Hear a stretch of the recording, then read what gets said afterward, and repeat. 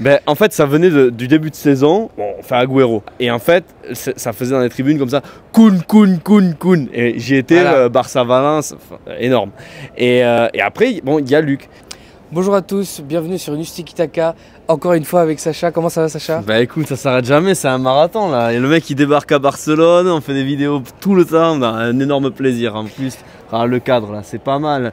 On s'améliore un petit peu dans le setup, vous avez vu là, petit coucher de soleil, Montjuic juste ici, au top.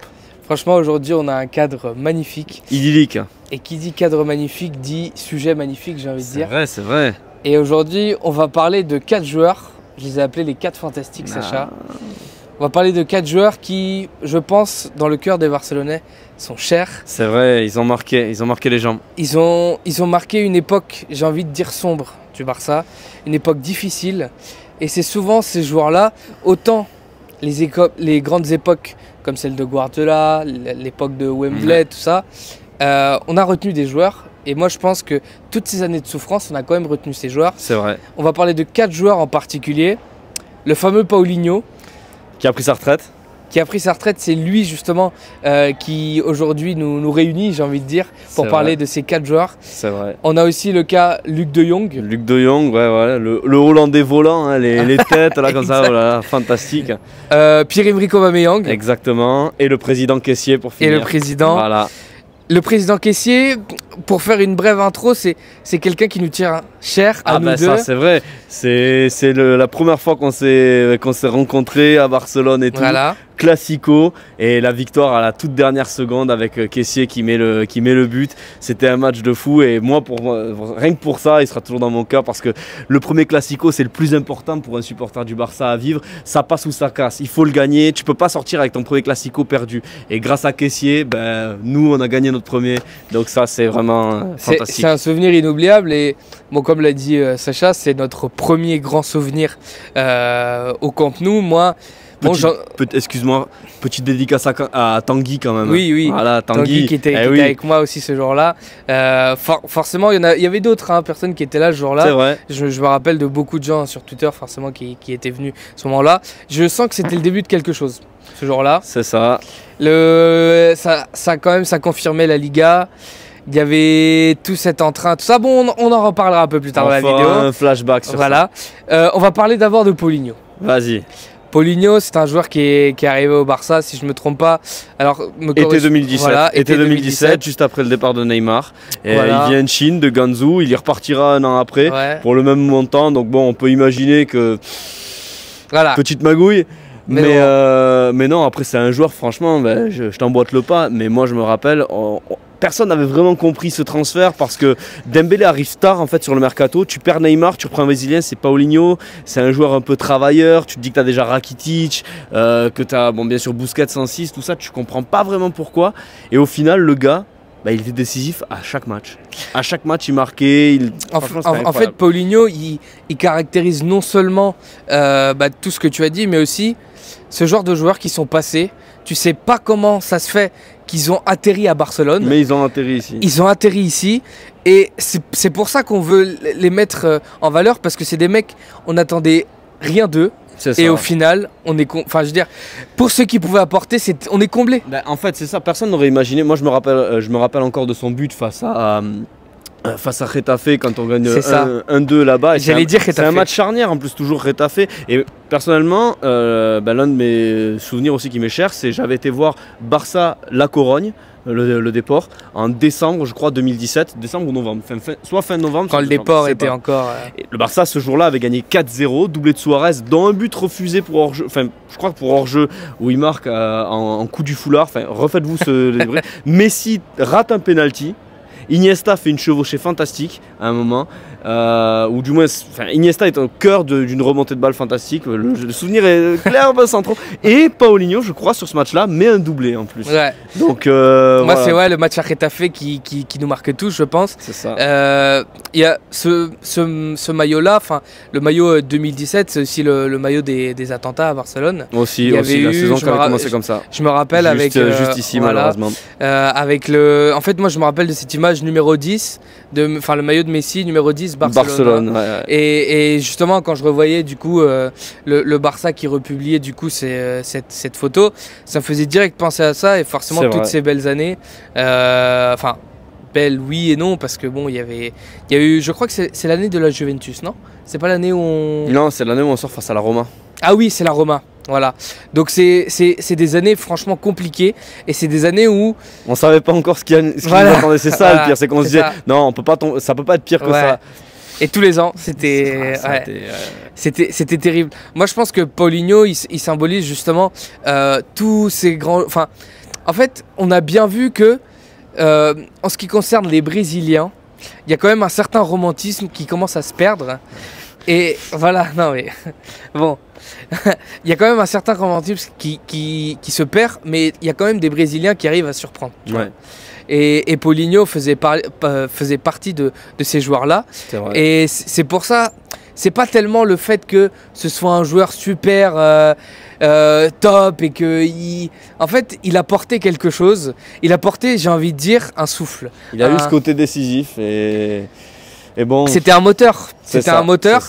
Et moi, je le comparais dans ces 4 joueurs, je le comparais un peu à Kessie. C'est pas tout à fait le même jeu, j'ai envie de dire, mais c'est des joueurs, tu l'as dans ton milieu de terrain, c'est une espèce de poumon. Tu prends un oxygène avec lui et malgré tout, moi je me rappelle de certains matchs où tu savais qu'il y avait Paulinho dans le 11. C'est ça. T'avais quand même un petit truc de se dire putain, lui au moins il va donner. Il va marquer. Voilà, il va marquer, il va être décisif, il va faire quelque chose, tu vois. Surtout que c'est un début de saison, je crois en plus. Après, on passera quand même sur les autres, mais c'est un début de saison où je crois que Messi est le meilleur buteur, évidemment. Et je crois que le deuxième meilleur buteur, c'était les buts hors jeu. Les buts hors jeu, les buts contre son camp, pardon. Oui, je sais pas si tu te rappelles de ce début de saison-là. C'était pas avec l'anglais, non? Non, l'anglais il arrive l'année d'après.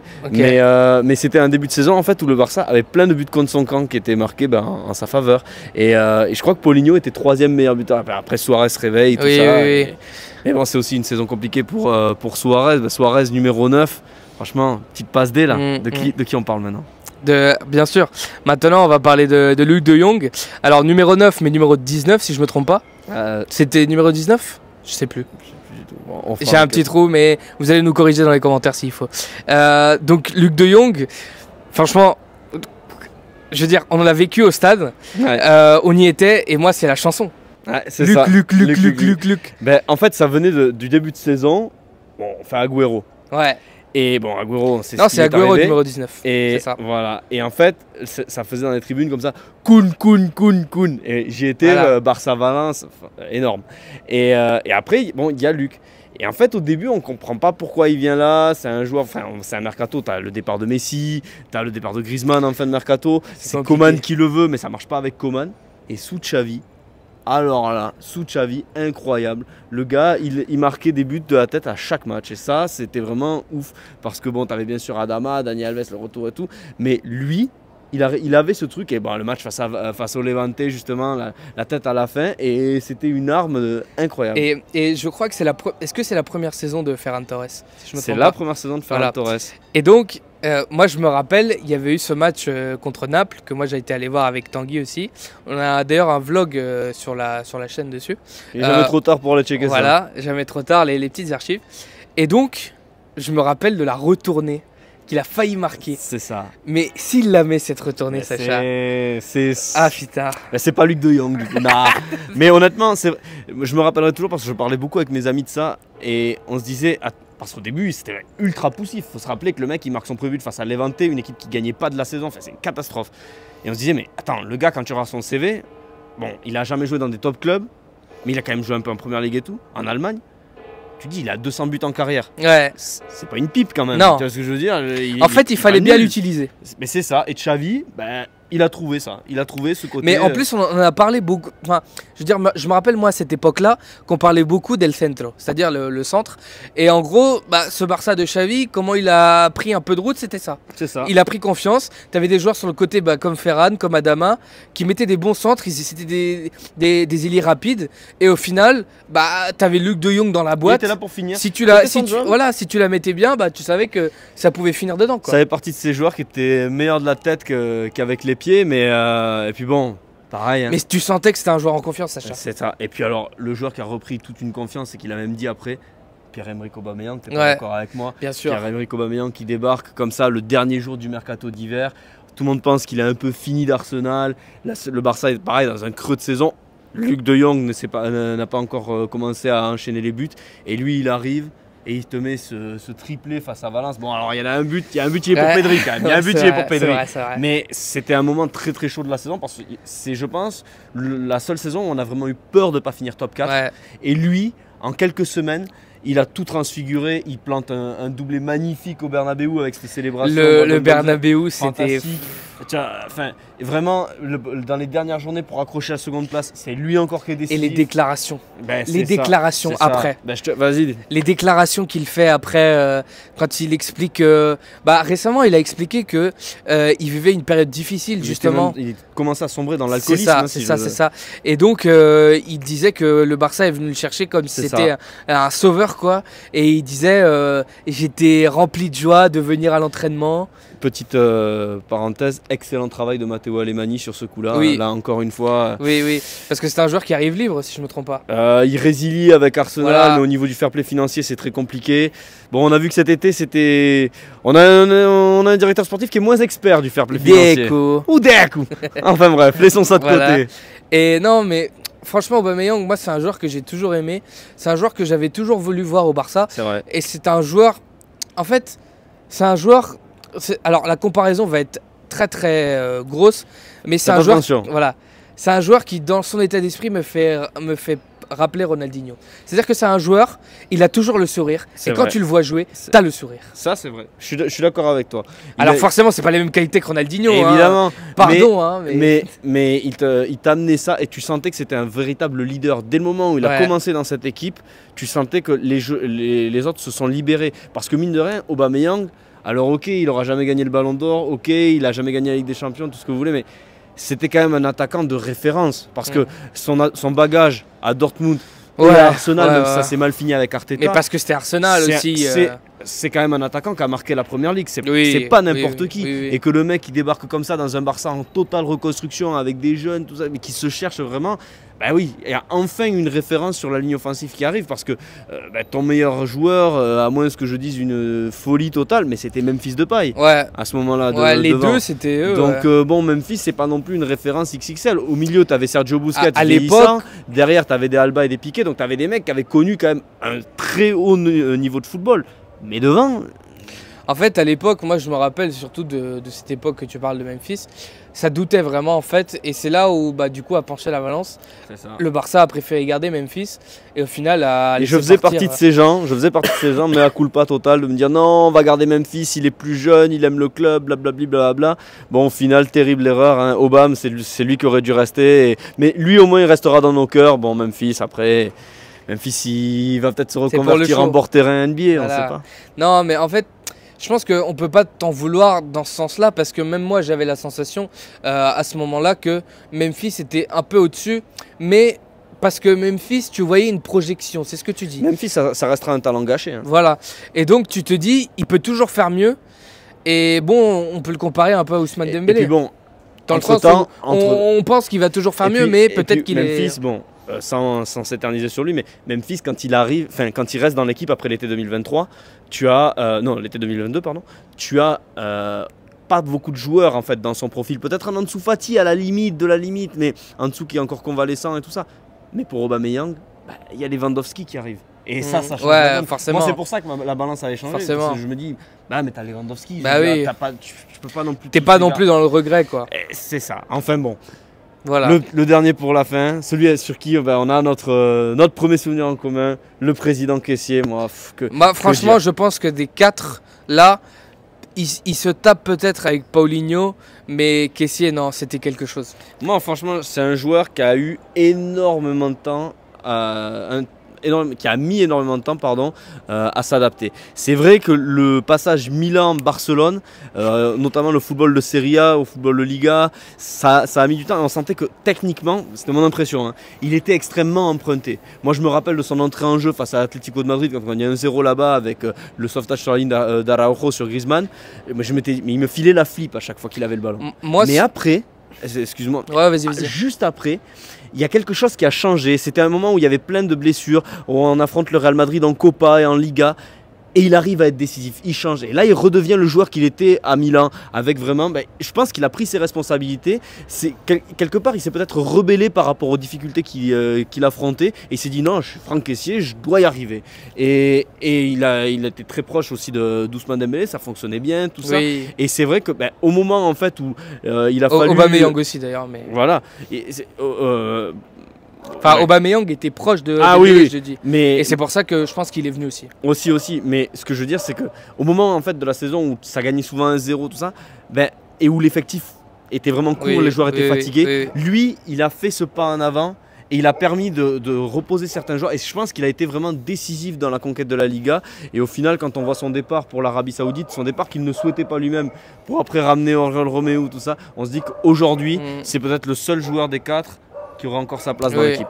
En fait, le cas Franck Kessié, moi, sur la seule chose où je suis pas d'accord avec toi, c'est sur ce que tu as dit de l'aspect technique. Je veux dire, il avait une technique qui n'était pas celle de Xavi et Iniesta, loin de là, mais c'était une technique qui était quand même... Enfin, je veux dire, on sentait quand même qu'il y avait une maîtrise. Bien sûr, parce que justement, après, quoi qu'il arrive, il reprend le dessus et il devient vraiment important et bon. Je veux dire, c'est pas Matuidi, quoi. Ah non, mais c'est... En fait, c'est vraiment qu'au début, il perdait des ballons, il était emprunté. On sentait un joueur en fait qui n'était pas en confiance. Et moi, ça me donnait une impression, waouh, il y a un problème. Et en fait, non. Après, quand il a réussi à renverser la situation, là, on avait un joueur qui était parfaitement adapté pour le très haut niveau et pour Barcelone, sans souci. Alors, sur ce manque de confiance, je pense que ça vient surtout de son départ à Milan, parce que moi, à cette époque-là, cet été-là, j'ai fait un petit tour de l'Italie et forcément, il fallait aller à San Siro. Et donc, je suis allé à San Siro et j'avais prévu, à l'époque, on faisait beaucoup de micro-trottoirs, bon, ça va revenir, vous inquiétez pas. Mais je sais que quand je suis allé à San Siro, je voulais justement avoir la réaction des Milanais par rapport à son transfert à Barcelone. Et j'avais un ami à moi, que je salue d'ici, Salah, si tu me regardes, que je salue, qui m'avait dit, mais en fait, Pierre Kessié, il est parti en très mauvais termes de l'AC Milan. Et je lui dis ah bon et tout, nanani, parce que j'avais pas vraiment suivi ce dossier-là. Et ouais, parce qu'en fait, je suis allé discuter et tout avec les supporters. Et ça, c'est une anecdote que je te donne, Sacha. Donc je commence à faire l'interview et tout ça. Et donc première question, un mot pour décrire Kessié. Et le mec il me sort fils de pute. Ah oui, d'accord.